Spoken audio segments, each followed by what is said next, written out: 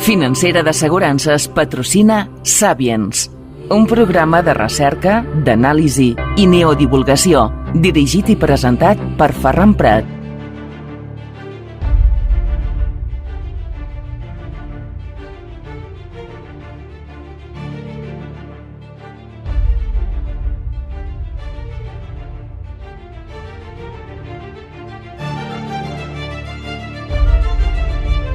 Salutacions, saludos, benvinguts, bienvenidos, welcome al Sapiens. Les habla su amigo Ferran Prat.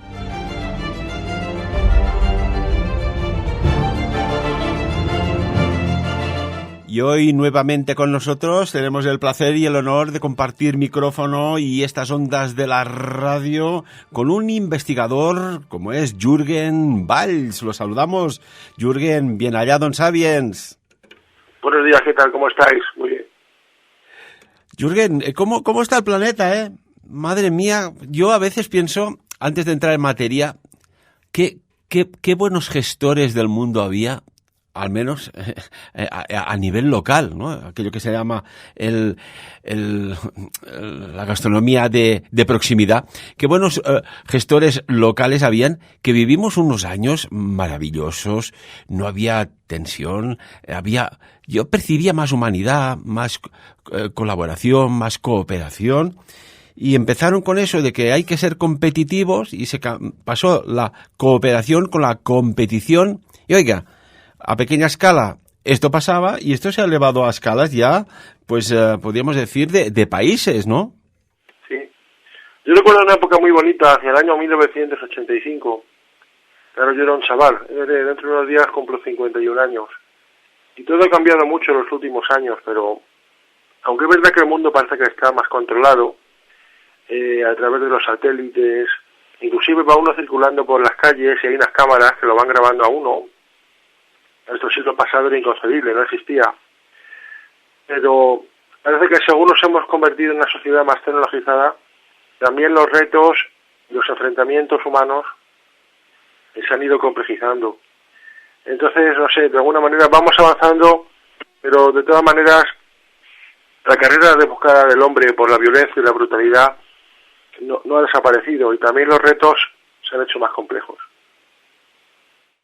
Y tanto que sí. Y, por ejemplo, estamos hablando siempre los últimos días de cosas que van a suceder, a venideras, o de presente. Hice un programa que dije, el presente está en peligro, pero me gustaría recabar en el pasado, y a tenor de que, pues seguro que hay muchas personas, seguidores de Sapiens, que les interesa, ¿no? El tema de los humanoides. Aquella especie que estuvo en el planeta y que quizás está, tú nos lo dirás, y que de alguna manera influenciaron en muchos campos. ¿Qué podríamos decir de los humanoides, Jürgen? Los humanoides es el estudio, bueno, claro, la ufología es muy amplia, pasa como con la medicina, Se convierte en algo tan amplio y claro, la gente nos habla de ovnis, sí, no, de las naves que vienen de otros lugares, del espacio y tal. Pero el fenómeno ovni es tan amplio que se debe dividir en especialidades, casi también incluso como la cocina. Entonces, de ovnis nada, está el tema de los ovnis, está el tema del mundo del contactismo, es decir, el paso siguiente a ver las naves, y más allá del fenómeno de los encuentros en la tercera fase, que es cuando las naves aterrizan y de ellas salen los pretendidos tripulantes, gente que entró en contacto con ellos, y luego también el fenómeno moderno, a partir del año 1952, con George Adamski, que abrió la era mundial del contactismo, que eran personas que de todo rango social, que pretendían entrar en contacto con esos pilotos de esas naves, sean estas de donde sean, bastante discutible todo, claro, siempre por supuesto, y que había diferentes formas de contactar, tanto gente que ha contactado en sueños, como gente que contactaba mentalmente, como el ya retirado catalán Luis José Grifol, como gente con contactos extáticos, salían de su cuerpo astralmente y entraban en contacto con estos seres, recibían visitas, gente que contactaba por visita en el dormitorio, o sea, no tenían que ir a ningún lado, venían ellos a su casa, a su cuarto, como el caso inicial de Willie Strieber, el neoyorquino Willie Strieber, que lo recibía en su casa de Nueva York, y aquellos que tenían que subir al monte, estilo al santanderino Ventura Muñoz Arroyo, al que conocí durante muchos años, que era de Pontejos, en Cantabria, pero finalmente acabó residiendo en el norte de Madrid, y otros contactados a través de escritura automática, sistemas espíritas, un tema muy amplio, y luego a la gente que se dedicó, como a mí, que me gustó mucho. De hecho, por mi faceta de dibujante amateur, dibujé incluso hasta unas láminas en tamaño DIN A4 y DIN A3, que tengo en mi domicilio, y luego recopilación de dibujos, incluidos de una página web de unos brasileños, unos dibujos preciosos, basados en el trabajo que hizo en 1968 el ufólogo brasileño Javier Humberto Pereira, basado en los trabajos de Jacques Vallée, 333 tipos de seres distintos, fisiologías diferentes, y que por cierto consistió en mi primer libro, Catálogo de Humanoides, registrado legalmente en 1997. Es un tema que me fascina, el aspecto de estos señores, estos tíos, qué aspecto tienen, sus estaturas, sus extrañas indumentarias, sus extrañas armas, en algunos casos, y ver que había seres en este estudio, desde el tamaño de gnomos, o sea, gente de seres de 25 centímetros, hasta señores de 6 metros. Visto, por ejemplo, en Puente San Miguel, en Cantabria, mi primera investigación ovni, en las vacaciones de verano de 1985, estuvimos en Comillas, y le dije a mi padre, por favor, vamos a Puente San Miguel, que es un lugar que hay ahí en Cantabria, un caso que fue presentado por el doctor Jiménez del Oso en la famosa mítica serie La Puerta al Misterio. Había visto el episodio y entonces fuimos con mi padre y hablamos efectivamente con la empleada de la farmacéutica del pueblo, con otros señores, y que sí, que por allí había estado andando en una fecha indeterminada de 1978, había estado andando por el pueblo un señor de 3,5 metros de altura. Madre mía. Bueno, yo he llegado a ver alguna imagen, que no sé, claro, ahí siempre hay que discernir, ¿verdad, Jürgen? Pero de hace unas cuantas décadas, de seres, es decir, de hombres, en alguna zona de Sudamérica, de una estatura descomunal, ¿no? Que dices, bueno, si no ha habido algún tema hormonal que se ha disparado la hormona del crecimiento, realmente sí que ha habido gigantes en la Tierra. Y incluso tú lo sabes muy bien, que lo has investigado, en antiguos relieves sumerios, babilónicos, aparecen seres que incluso salen en comparación de tamaño de leones, que dices, oiga, si representaron lo que vieron, hacía 5 veces el tamaño, 4 o 5 veces el tamaño de un león, estos humanoides o hombres. A ver, la estatura de las personas aquí en la Tierra no es un gen hereditario, es decir, igual que hay personas de baja estatura y que normalmente pues hoy en día ya se llaman pequeñitos, en la antigüedad pues los conocíamos como enanos, ¿verdad? Pero no es un gen hereditario, es decir, un señor pequeñito tiene un hijo que perfectamente pues puede salir ya de mi estatura, un señor de unos 70, unos 75.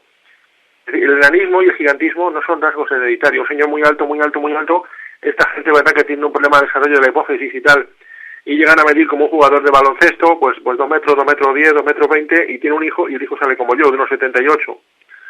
Entonces no son genes hereditarios. Por tanto, ¿por qué hay razas, por ejemplo, los Masái en África, o los Batusi, o ciertos pueblos nórdicos, los Norse, toda esta gente, los vikingos, que era gente de estatura bastante elevada, o ciertos lugares en Rusia, pero parece que fueran conglomeraciones de personas con esa identidad genética. Pero generalmente, tanto el gigantismo como el enanismo no son rasgos, es decir, no hay razas enteras en la Tierra de gigantes, ni tampoco de pigmeos, aunque también hay pigmeos en algunas partes del mundo. Pero es algo muy extraño. Ahora, es verdad que, o se dice, que inclusive en la cercanía mayor, por ejemplo, en una época anterior de la Tierra, la cercanía excesiva de la Luna, porque la Luna sabemos que se formó por el impacto de un asteroide extraño que se llamaba Teia, chocó con la Tierra y se llevó masa de nuestro planeta con él, dejando masa suya en nuestro planeta, y esa anomalía material se ha detectado. Está en una determinada parte bajo el océano Atlántico. Hay una cantidad extraordinaria de material debajo del océano Atlántico, una aberración. Y entonces ese objeto que golpeó la Tierra hace unos 2.500 millones de años, golpeó y siguió su curso, es decir, siguió por la parte de la Tierra que se llevó y se formó lo que es la Luna. Claro, se iba alejando. Entonces hubo un tiempo de nuestra historia geológica que la Luna estaba más cerca de la Tierra. ¿Qué produjo esto?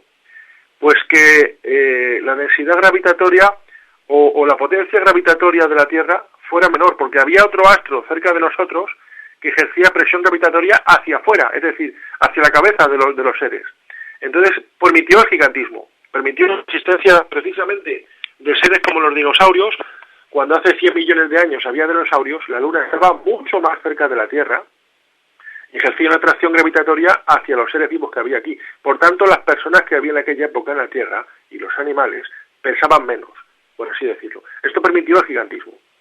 Claro, este razonamiento es muy correcto, Jürgen, porque evidentemente si hay menos gravedad, entonces el cuerpo puede permitirse crecer hacia arriba que si hay una gravedad determinada. Incluso, también lo sabes muy bien, que hay referencias bíblicas cuando dice, por ejemplo, y había gigantes en la tierra en aquellos días y también después, cuando los hijos de Dios se unieron a las hijas de los hombres y ellas les dieron luz hijos. Estos son los héroes de la antigüedad, hombres de renombre. O sea que esto bien podría ser una explicación, porque hay referencias, no estamos hablando de algo que se haya encontrado ahora. Esto ya viene de muy antiguo. Sí, bueno, esa es otra explicación también. En Génesis 6, efectivamente, en el Antiguo Testamento, nos habla de unas expediciones, pero para conocer un poco más de esta historia, yo recomiendo leer el libro del ufólogo mexicano don Armando Toledo.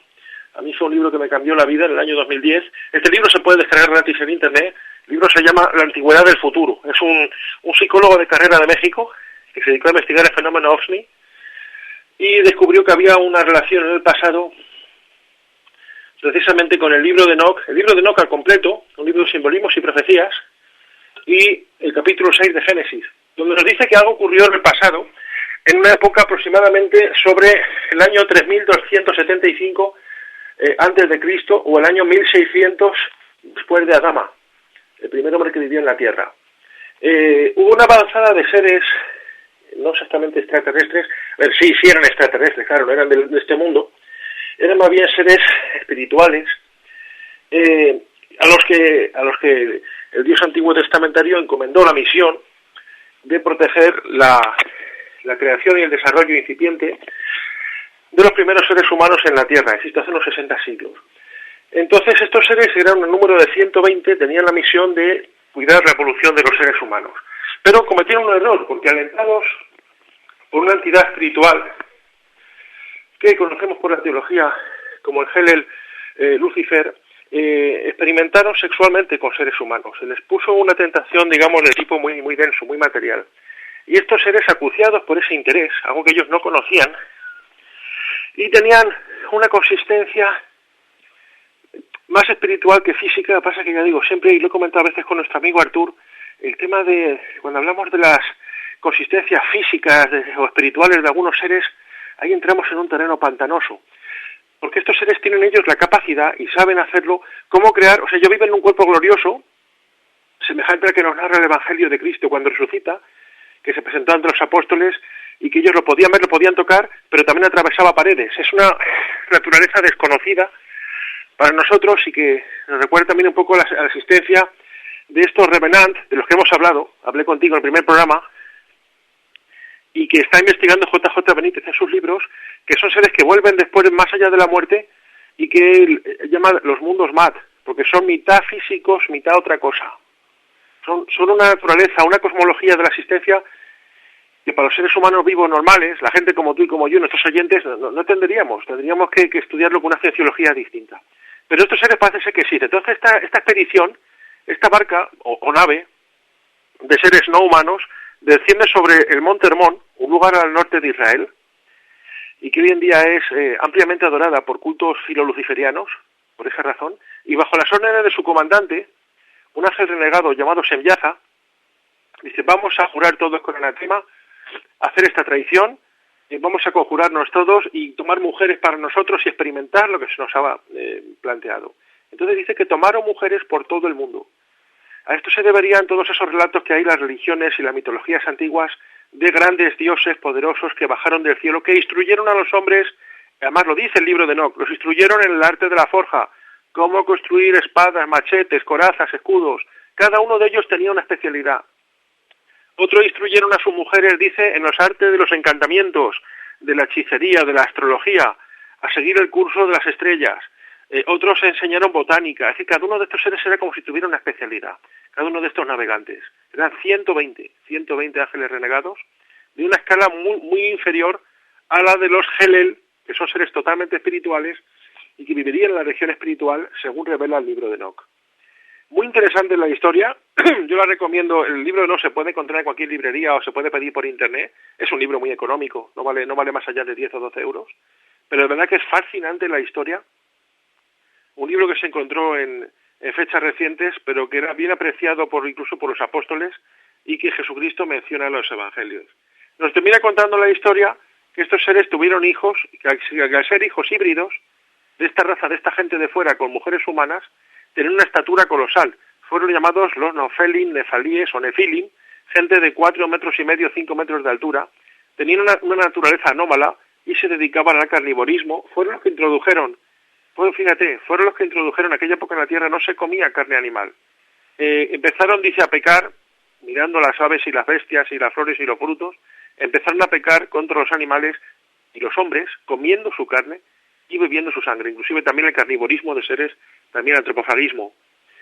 Por lo cual Dios, dice, lo vio desde los cielos, no le gustó y tomó la terrible decisión de mandar un diluvio para barrer a toda esta gente. Ahora, ¿qué sucedió? En la práctica, todos los hombres y mujeres que no subieron a la famosa arca murieron junto con estos nefalíes, pero sus padres, que al tener naturaleza espiritual, no quisieron morir. ¿Qué hicieron? Abandonaron sus cuerpos físicos, los dejaron, por así decirlo, sus vestiduras, y volvieron en cuerpo astral o en cuerpo glorioso. Ya te digo, esa naturaleza distinta, híbrida entre espíritu y cuerpo denso, volvieron a la región espiritual, donde se les negó la entrada. Ya Dios les dijo no, a causa de esto, y lo dice el patriarca Enoc, dice, debería daros vergüenza por lo que habéis hecho. Por favor, escribe un escrito de remisión hacia el Señor de los Espíritus para pedirle perdón por lo que hemos hecho. Dicen, no podéis perdón, y no seréis perdonados en toda la eternidad, sino que, arrojados a prisiones de oscuridad, esperaréis al día de juicio.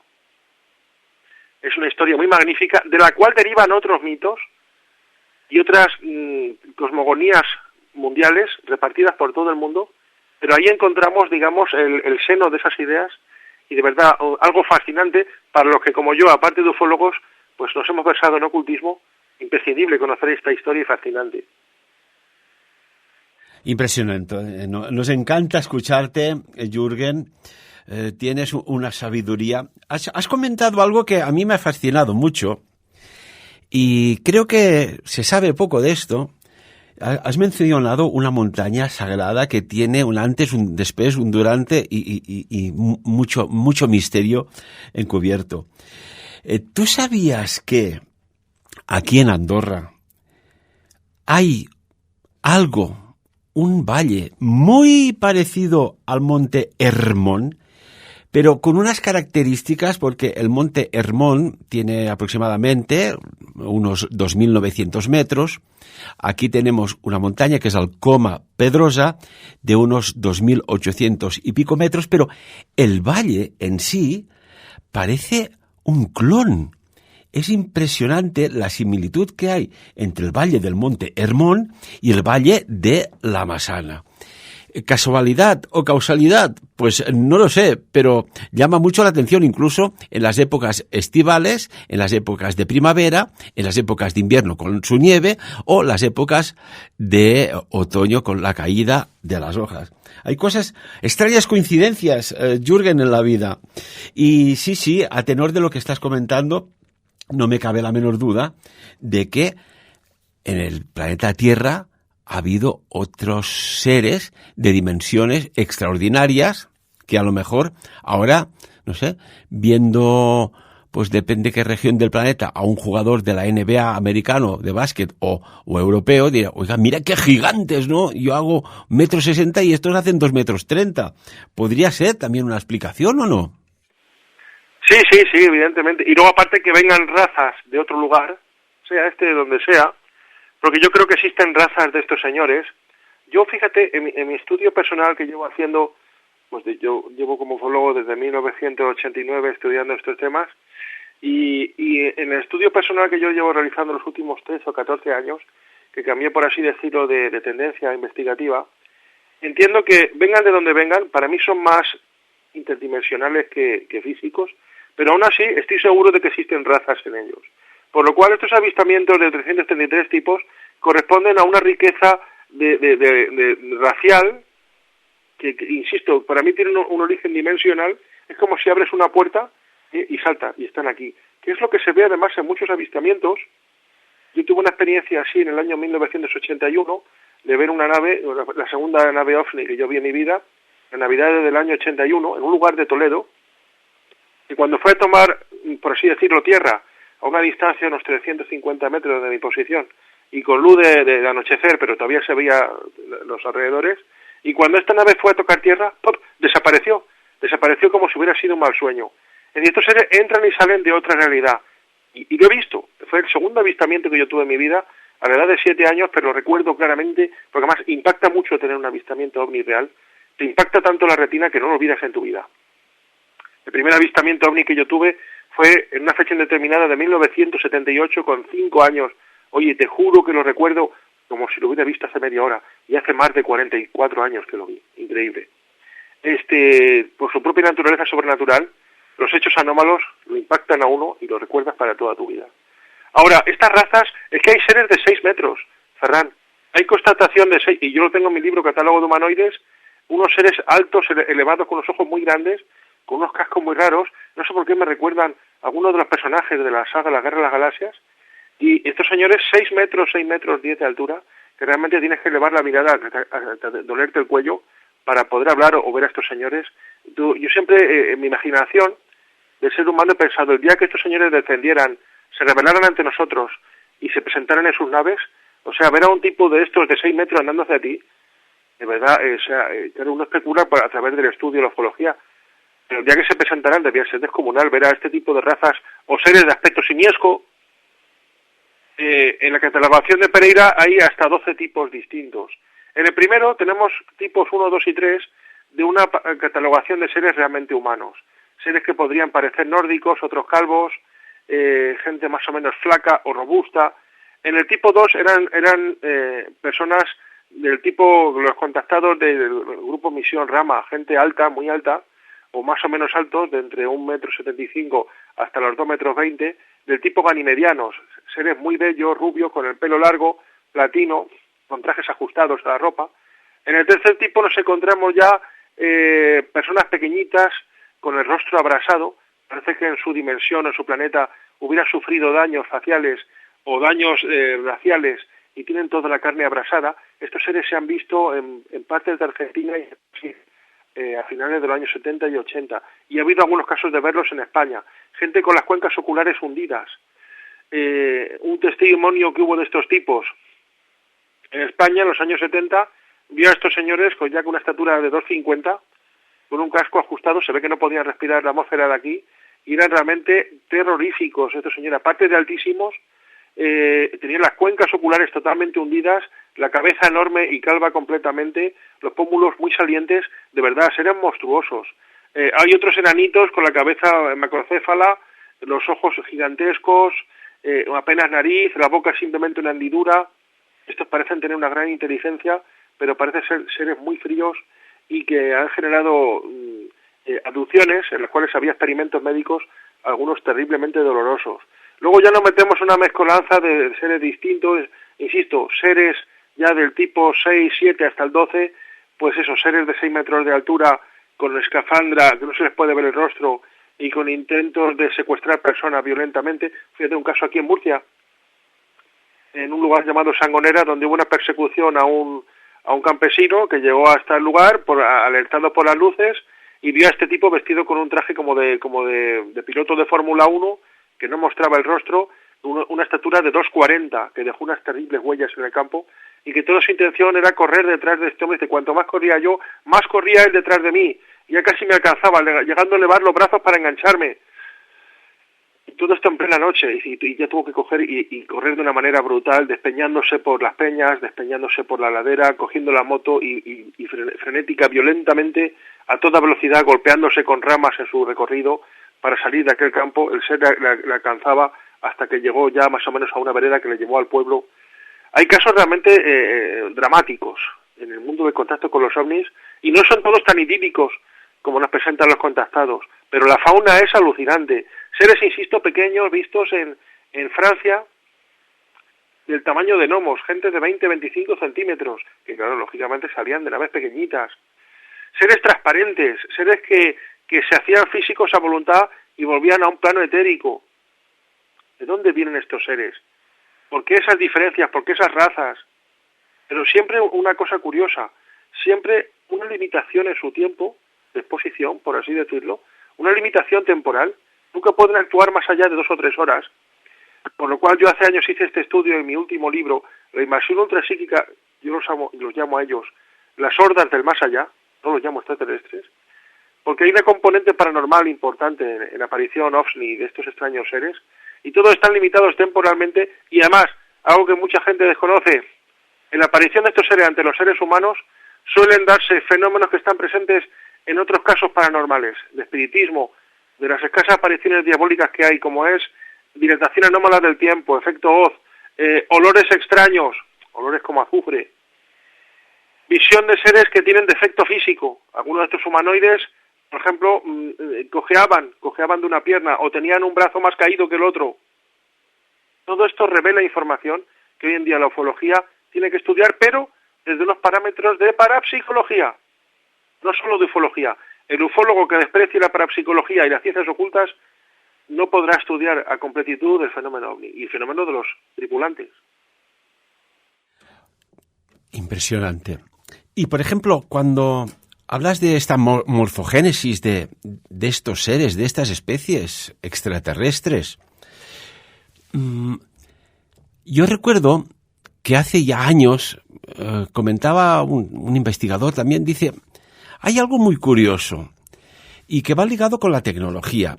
¿Tú crees que estos avances tecnológicos de golpe y porrazo, que dices, oiga, ¿cómo han podido inventar esto?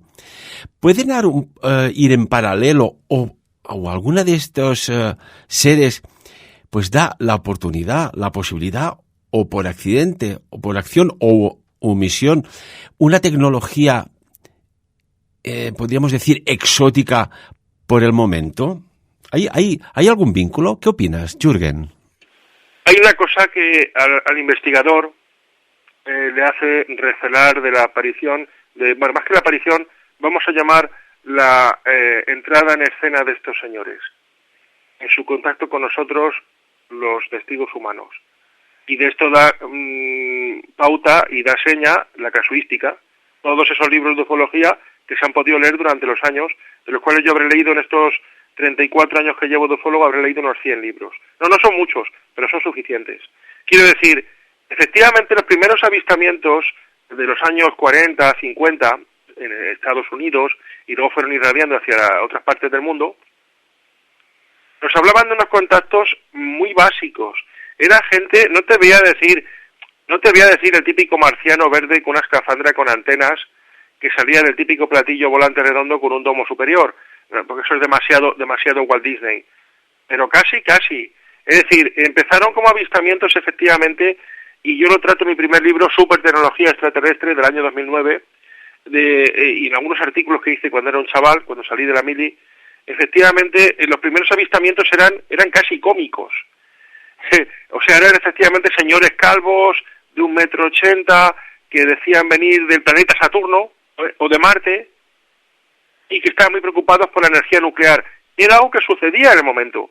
Todos los primeros experimentos nucleares de Alamogordo, de Nuevo México, todas las pruebas de Oppenheimer y todo esto, y entonces trataban también algo muy del momento, la energía nuclear, y decían que tenían miedo por la energía nuclear, que pudiera afectar a sus planetas, cuando sabemos hoy en día que esto es una estupidez, porque efectivamente la zona irradiada es la zona cero, primeros 2-3 kilómetros del impacto de la ojiva, y después en un radio de 500 kilómetros se produce el black rain, o la lluvia negra, que es que la lluvia lleva partículas de deuterio, tritio, partículas básicas lógicamente de la precipitación del material nuclear, pero más allá no ocurre nada. Pero claro, que alguien de otro planeta diga que le preocupa un estallido nuclear en Alamogordo, en Nuevo México o en Florida, pues hombre, la verdad es chocante, porque a esa distancia, a 200 millones de kilómetros, ¿verdad?, pues ¿qué va a llegar, verdad?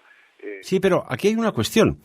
Si realmente pues se ha alertado de que no se juegue ni se opere con no la energía nuclear, sino con las armas nucleares, yo pienso, y es mi opinión, Jürgen, de que claro, cada vez que hay detonaciones, de alguna manera, esa onda que genera, esa onda expansiva, a lo mejor, y podría ser, que altera las líneas temporales o las líneas por las cuales, por estos túmulos de Epstein-Rosen, de la teoría de gusanos, que se mueven por espacios dimensionales, a lo mejor la sacudida, la onda que genera, altera o hace una interferencia en el campo que puede ser, nefasta para estos tripulantes de otros mundos.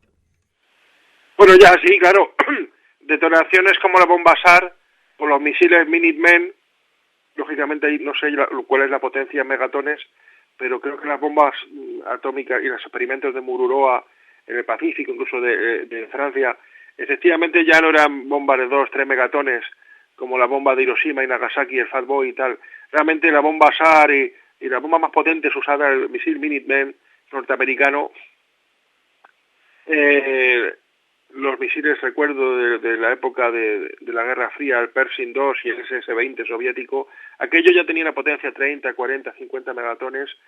Esto sí podría ser detectado de otro planeta, pero me hace una interrogante curiosa, porque no solamente podría afectar sobre la posibilidad de saltos en el tiempo, el puente Einstein-Rosen, como tú bien decías, sino quizá sobre otro tipo de anomalías energéticas que para mí serían desconocidas. Lógicamente yo no soy físico, pero quién sabe si pudieran interactuar contra esas puertas, esos vórtices interdimensionales, como el que sabemos que existe en la zona del Triángulo de las Bermudas, y otros 12 puntos repartidos por el planeta, el Mar del Dragón en Japón, etcétera, inclusive en la zona del Gran Sol, aquí a suroeste español y cerca de las Islas Canarias, donde desapareció, por ejemplo, el capitán González de Boado, y decían que veían una gran luz, y ahí desaparecieron la tripulación del capitán González de Boado, además un hombre muy interesado en el fenómeno OVNI.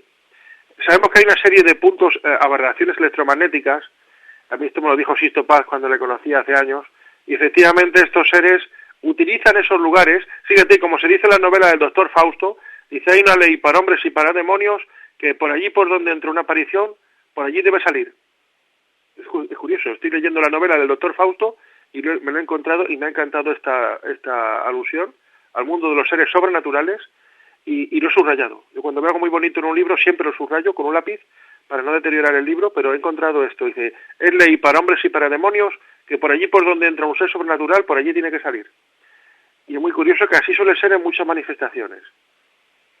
De manera que estos seres, primero inicialmente, insisto, en los años 50, se aparecían con un aspecto muy básico, muy simple, eran realmente como hombres disfrazados con un traje, con naves muy simplecitas, muy llanitas también, y con un mensaje muy manido de prevención contra la guerra nuclear. Pero según fueron avanzando las eras, ya en los años 70, 80, donde empezó a preocupar más el fenómeno OVNI, estos seres empezaron, por así decirlo, a tecnologizarse, empezaron a darse estas razas que habla Jacques Vallée y que trata Jader Pereira en su estudio Morfología de los humanoides extraterrianos, en portugués, y que yo tengo el libro, de 133 tipos distintos. El mensaje se empezó a complicar, empezaron a hablarlos de teogonías multireligiosas, parecidas a algunas religiones orientales, hablando de la reencarnación, de la preocupación por influir espiritualmente al hombre para una evolución y salir de la rueda de reencarnaciones, de reencarnar en otros planetas.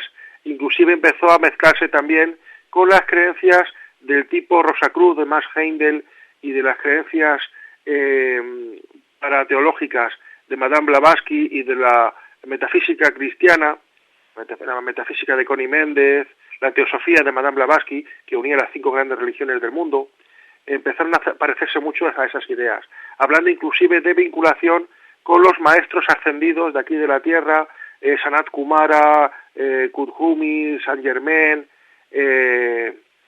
Preste Juan, Moria, el maestro Dualkun Lando, los maestros de la logia interior se empezaban a vincular con esa creencia que venía de la teosofía de Madame Blavatsky, del movimiento Rosacruz de Max Heindel. Qué curioso, distanciándose bastante, por ejemplo, de teologías como la bíblica, cuando sin embargo hubo otro movimiento como el del italiano, que tú recordarás, Eugenio Siragusa, de Sicilia, que tuvo unos contactos prácticamente únicamente teológicos.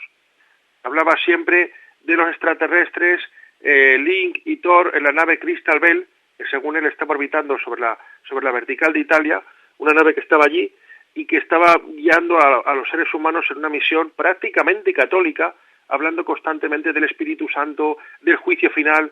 La presencia y el aviso del juicio final era inminente. Recuerdo un mensaje de Eugenio Siragusa en Radio Nacional de España hacia marzo del año 89, y le preguntaba a Miguel Blanco, dice, ¿qué es lo que va a ocurrir, Eugenio? ¿Qué es lo que va a ocurrir?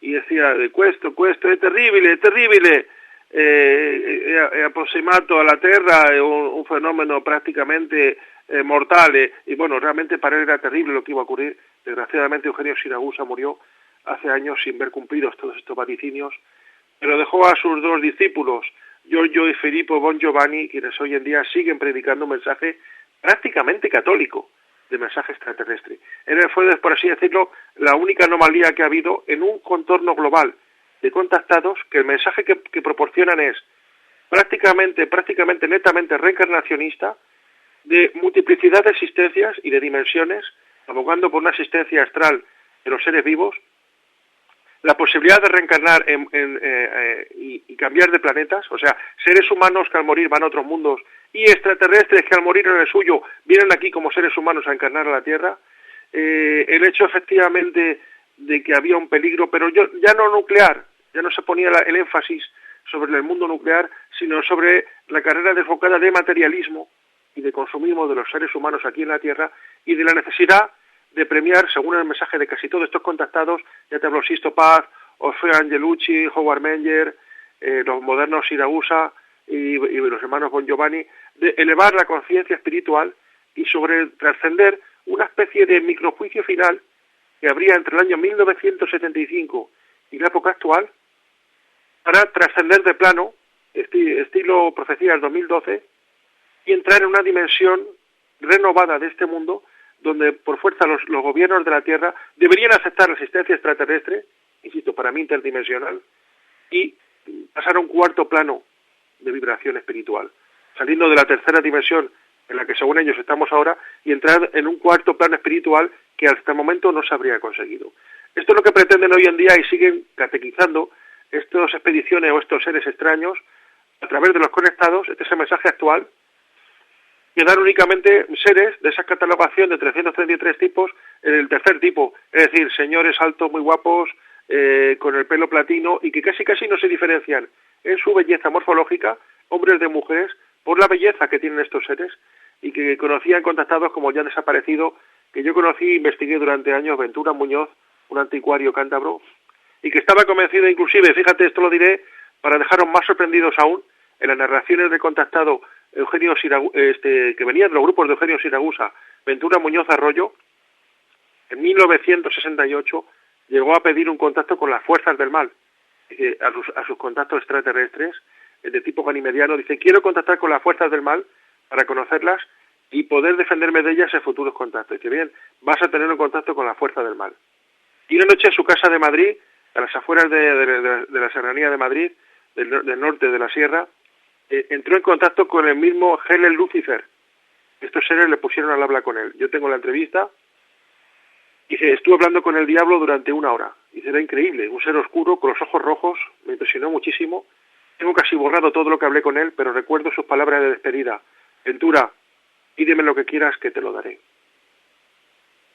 Claro, cuando se habla de estas entidades, ya de tiempos bíblicos, Edad Media, Renacimiento, actualidad, estos demonios, seguramente que no deja de ser alguna raza, o más que raza, o alguna especie de entidad, bueno, pues que más agraciado o menos tienen una morfología, una morfogénesis, pero también pues un espíritu en el sentido que hay seres que son más depredadores, otros que son más espirituales, otros que son pues ni fu ni fa, neutros.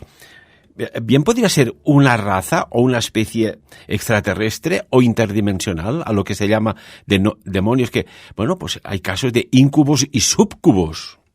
Claro. Mira, la gente lo despreciaría por ser demasiado teológico hoy en día. Y efectivamente, a nivel de Europa, sobre todo, no vivimos una época en la cual el investigador acepte una posibilidad de estudio que una el fenómeno sobrenatural de los ovnis con una posibilidad teológica, en este caso diabólica. Pero ¿qué pasaría si yo os dijera en mi último libro, y ahí hasta un episodio de dibujos animados? En Japón la ufología se retrata mucho con cartoon, con dibujo animado. Ellos lo ven muy bien así, incluso dibujos animados para adultos.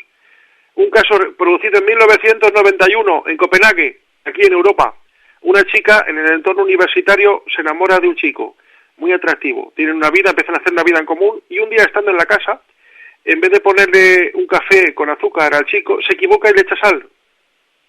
Es conocido por todos los que estudiamos ocultismo que los malos espíritus no pueden ni recibir la luz del sol, por eso la mayor preeminencia de apariciones nocturnas entre las 10 de la noche y las 6 de la mañana, de todos los fenómenos paranormales en su mayoría, incluido el fenómeno OVNI, y no pueden tomar sal tampoco estos seres. Esto ya se conoce desde los tiempos antiguos en el Medio Oriente, que para alejar a los espíritus malvados se ponía sal en las casas.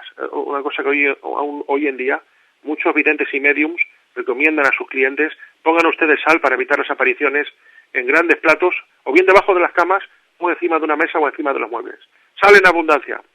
Incluso platos con agua, el diluyente universal, también aleja la presencia de espíritus.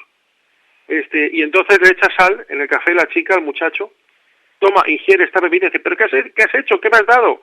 Se le cae el pelo al chico y dice: lo siento, no pretendía, ¿qué ocurre? Se le cae el pelo al chico y se transfigura, hay un morphing, una transfiguración del muchacho. Insisto, esto yo lo narro en mi último libro, publicado en el año 2021, Las hordas del más allá.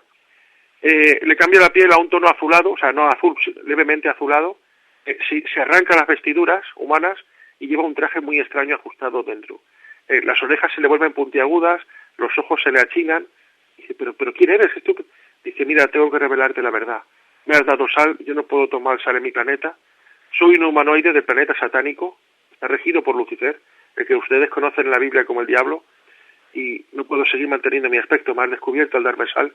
Me tengo que ir, te tengo que dejar. No, pero cariño, lo siento, de verdad. Lo siento, no puedo, esto está más allá de mi poder. El chico sale de la casa, es de noche, baja una tremenda nave con forma de pentágono, lo absorbe en un rayo tractor de luz y la chica nunca más vuelve a verlo.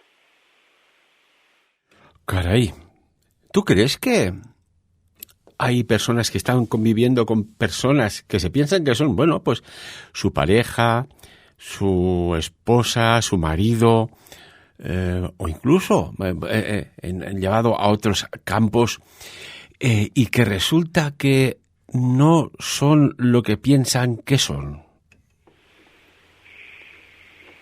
Efectivamente, en la antigüedad estos seres bajaron a la tierra y manifestaron un curioso interés por tener intercambio sexual, en este caso con mujeres, pero también sabemos que ha habido con hombres. El caso del campesino brasileño Antonio Villas Boas, en los años 70 del siglo pasado, que fue aducido por unos seres extraños pequeños y obligado a copular con una mujer de ellos, muy guapa, pero que era también extraña, ¿no? Y que al hacer el amor emitía como gritos parecidos a ladridos de perro.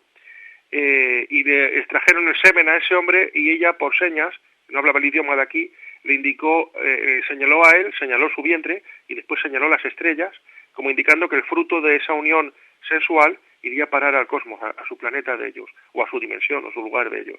Muy interesados siempre en las aducciones, y nos encontramos que ese gusto de aquella expedición de 250 ángeles renegados, que era el tener sexo con humanas, se ha seguido produciendo hoy en día, lo cual indica mi amigo, el ufólogo mexicano don Armando Toledo, en su libro, insisto, La antigüedad del futuro. Se puede descargar gratis de internet, él lo regala a nivel mundial, no cobra por este libro.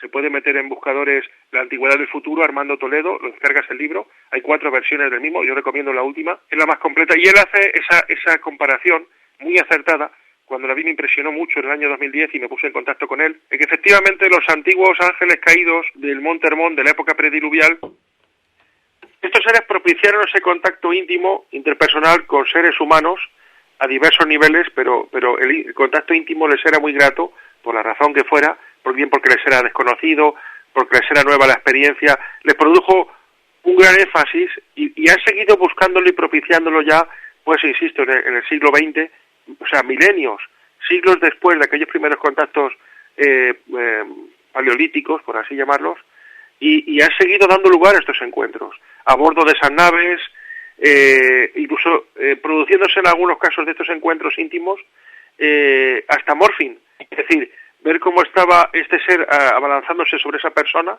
por ese encuentro íntimo, y teniendo un aspecto muy bello, pero después de terminar el encuentro, el ser recuperaba, por así decirlo, hacía un morphing y recuperaba su auténtica naturaleza, en muchos casos monstruosa, y como decía en algunos casos Salvador Freixedo, incluso a veces seres de tipo reptiliano, no ya solo monstruosos, sino tremendamente horribles. Pero este es un fenómeno del que dan, insisto, testimonio los encuentros, las apariciones narradas en entrevistas vídeo y en los diversos libros de ufología, ya muchos modernos, y hay hasta libros hablando de estos temas. Yo, por ejemplo, no sé si en estos tiempos oiremos lo que pues algún presidente de algún país o incluso algún ministro, imagínate, de cultura, que dice haber un hallazgo o tener en sus archivos o en los almacenes de los museos pues anomalías temporales de, por ejemplo, gigantes.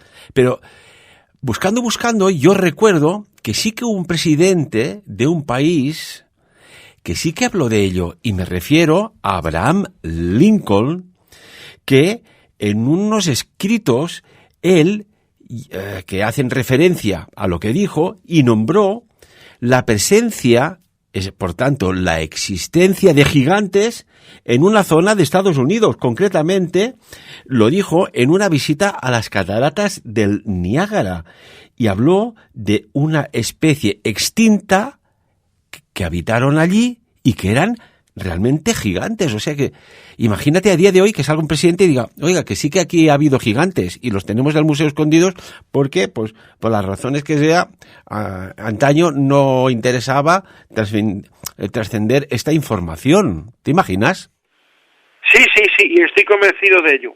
Estoy convencido. Hombre, ya son muchos años estudiando el tema OVNI, insisto, ya casi 35 años estudiando todo esto, aparte de haber sido yo testigo en 4 o 5 ocasiones en mi vida, pero es verdad que yo no sé si vi fotografías, al menos el testimonio, creo que hay fotografías en un determinado museo de Estados Unidos, claro, en épocas anteriores, donde no existía la CIA, el FBI, organismos de control de la información, en Rusia, pues el KGB, el Mossad israelí, etcétera, cuando no existían este tipo de agencias de control de información, pues la gente, por así decirlo, era un poco más silvestre, era un poco más campesina, y aunque había gobiernos y había estamentos militares, no se conocía realmente lo que era este tema.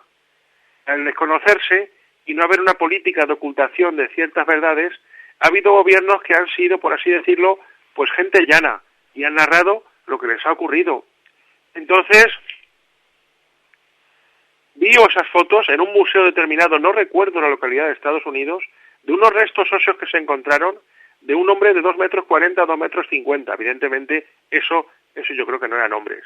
Yo no conozco en la historia de hombres de 2,40 metros a 2,50 metros, y o bien fue una raza distinta que convivió con nosotros durante un tiempo, o gente de fuera que vivió aquí, como el astronauta de Palenque, que fue tomado por un ser divino y le convirtieron en rey, y ahí están sus restos óseos. El astronauta de Palenque, junto con el famoso grabado donde se le ve como una nave manipulando unos controles y tal, y viene de la antigüedad remota, sino estos seres que vivieron con nosotros, que están sus huesos, fueron mostrados en ese museo, y que después, cuando se vio que podía ser algo complicado, de repente los huesos fueron retirados y nunca más se supo. Bueno, y esta ocultación, lo que dices tú, Jürgen, de retirar de estos restos óseos, claro, hay un artículo que se publicó en The World, esto rondaba el año 1895, donde se reportaba, se informaba del descubrimiento de una especie de momia de ser en San Diego, Estados Unidos, y que el cadáver de ese ser, de ese hombre o humanoide, o vete tú a saber lo que fuera, lo que sí que era un gigante, medía casi 3 metros de altura, 2.7 metros. Claro, después aparece pues los defensores de la teoría darwinista que empiezan a recopilar toda la información y ¿qué pasa? Pues oye, que desaparecen documentos, escritos, incluso si hay incluso algún grabado o fotografía que deja pues la historia sin ese rastro de estos gigantes que caminaron por la superficie de la Tierra. Sí, efectivamente, la ciencia y la paleontología, la arqueología, inclusive pues el estudio de la supuesta, porque para mí desde luego es bastante cuestionable, teoría de la evolución de las especies, plantea una serie de anomalías, cosas que se han encontrado, por ejemplo, herramientas. El libro de Michael Cremo, Forbidden Archaeology, Arqueología Prohibida, es un mazacote de casi 2000 páginas. Yo lo tengo en inglés, desgraciadamente no se ha traducido al español, y este libro de Arqueología Prohibida, Forbidden Archaeology, nos habla de descubrimientos arqueológicos por todo el mundo, pero recuerdo en Canadá que se encontraron en unos yacimientos, en un promontorio, docenas y docenas de herramientas bastante complicadas, casi como martillos, y el estrato geológico era de hace 200.000 años, cuando se supone que es imposible que hubiera unas herramientas muy complicadas realizadas ya por seres que evidentemente no eran de la edad del hierro, no eran de la edad del bronce. En el río Biloxi, en Estados Unidos, han encontrado petrificadas huellas de dinosaurio de un tipo Velociraptor, flanqueadas con huellas de ser humano, es decir, un ser humano que iba corriendo de un dinosaurio. ¿Cómo es esto posible? Sin embargo, hay grupos religiosos, en este caso los testigos de Yahvé, muy conocidos, gente predicando por las casas de par en par, y esta gente tiene una teoría curiosa, ¿no? Explican una hipótesis curiosa. Ellos dicen que el ser humano convivió con los dinosaurios hasta la época del diluvio, y que en el diluvio fue cuando murieron los dinosaurios. Se ahogaron, eran demasiado grandes para entrar en el arca, además eran muy violentos, se hubieran comido al resto de animales, mamíferos, etcétera, y entonces Noé decidió dejarlos fuera, y entonces los dinosaurios perecieron en el diluvio hace unos 4.000 años. Bueno, y esto tiene una explicación, porque ¿quién nos ha preguntado alguna vez, oiga, ¿cómo puede ser que se encuentren fósiles de estos, estos seres gigantescos, estos megalodones petrificados? Si cuando un ser vivo se muere, la carne se descompone y el hueso pues acaba siendo pues lo que es, ¿no? Y queda lo que queda, pero que quede fosilizado, a no ser que un montón de lodo se depositara encima en unas extrañas circunstancias y generara pues lo que es el proceso de petrificación. Lo que sí es curioso, por ejemplo, recuerdas que en Turquía rondaba, yo aún no había nacido, pero me reportaron esto muchos años después, de un extraño descubrimiento de una especie de estatua de 1 metro de altura. Oye, pero es que está datada de unos 11.000 años de antigüedad, más o menos estos tiempos bíblicos, pero, oye, que es que representa, si realmente esculpieron ese ser de algo que vieron, me recuerda muchísimo a una especie de ser alienígena, lo que decías, de cabezas largas, incluso abombadas. Sí, la gran cantidad de morfologías de estos señores, bueno, y señoras, porque en algún caso se ha visto también un extraterrestre equivalente a una mujer.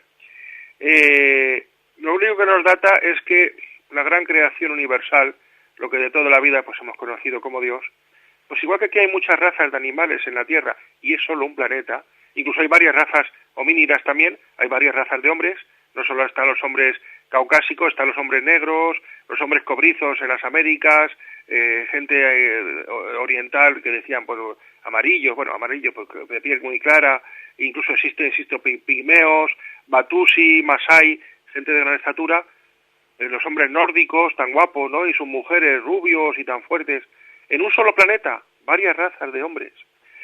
y siendo todos del género Homo sapiens sapiens, todos somos seres humanos, pero hay varias razas distintas, ¿no? Y morfologías. Igual con los animales, la cantidad de miles y miles de razas de animales que hay solamente en el tema mamífero, y por qué no pensar que en otros lugares, en otras dimensiones, pues Dios, que nos demuestra, para mí claro como creyente, que es muy rico en su imaginación, nos haya decidido crear todo este tipo de seres también en otros lugares, insisto, hasta experimentando con entidades energéticas, o sea, seres que aparentemente entran en contacto con el humano y son transparentes, solamente oye la voz, pero ¿dónde está? No te puedo ver, espera que voy a tomar densidad, voy a tomar carne, y ve uno cómo se va densificando este ser, primeramente con unos grandes impactos de luz, o sea, moviendo unas energías que nos son desconocidas, y va densificando materia, y además físicamente es explicable esta densificación. Yo tengo un ideograma donde le explico a mis lectores, la gente que me escribe, cómo se podría producir, y es un fenómeno muy semejante al de la condensación de cristales de hielo a través de un estanque de agua. En principio sería físico mucho más complicado, pero es perfectamente factible, incluso desde niveles orgánicos y de niveles físicos. Pero todo ello moviendo unas energías que no son desconocidas a los seres de este mundo.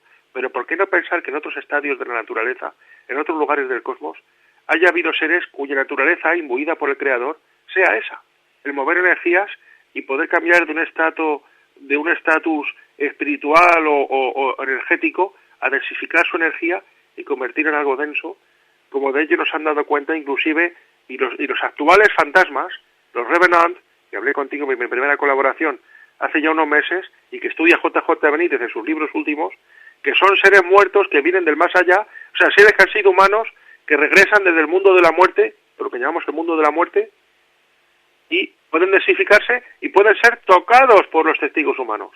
Bueno, esto, imagínate, ¿no?